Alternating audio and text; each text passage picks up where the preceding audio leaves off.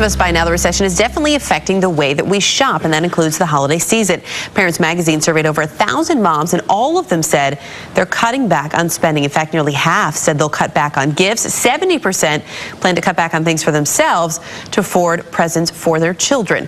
Cutting back, of course, is never easy. Neither is making your kids understand why you're doing it. Here to help, Parents Magazine Deputy Editor Diane Debrovner. Good to have you back this morning. Good morning. Nice to see you. This, though, is, I feel like I have to say, this can actually be a great lesson for kids that you don't have to get everything you want. Absolutely. And parents need to tell themselves that it's okay to say no. Which it's so hard for parents to do these days. So what's your little tip for parents to make that okay? Well, I think you want to prepare yourself in advance for having these types of conversations and to remind yourself that you're not just depriving your child, you're teaching them valuable life lessons about finances, and that part of growing up is really experiencing a little bit of disappointment and delayed gratification. That's a key life skill. And in terms of finances, how much of that should you share with your children? Should you just be upfront and say, look, we can't afford as many gifts this year? I think you should be honest but not alarmist. I think it's important for kids to know, to hear you say something like, we just can't afford to buy that right now. We're spending our money on the things that we really need. Or there are other families who can afford to spend more money on things than we can right now. And I think that's okay. And that brings up, the other families brings up an important point, which for a lot of kids is peer pressure, especially at a certain age. You know, they come back to school after their winter break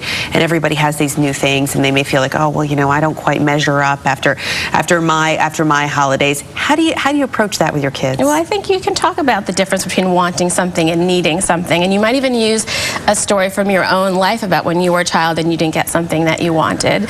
And that you survived. And that you survived, and your kids will survive. And the holidays are a great time to do something like work in a soup kitchen together or volunteer for a toy drive to really sort of drive home the point about wanting and needing and how your kids are very lucky and that you're going to take care of their needs. It's a great way, you know, we always hear people say, oh, the reason for the season and why are we really, you know, all celebrating and taking care of one another. But it's such a great point, whether or not there's a recession, whether or not you're cutting back, helping your kids do good for others. Absolutely. And, you know, and managing their expectations about, you know, what brings them real happiness is a lesson to talk about the holidays, but all year long. Your child is probably going to be just as happy to spend the whole day baking cookies for you and wrapping them up for your neighbors than playing with the trendy toy that she'll forget about. I was going to forget about in 3 days. Exactly. Diane, great to have you with us. Thanks again.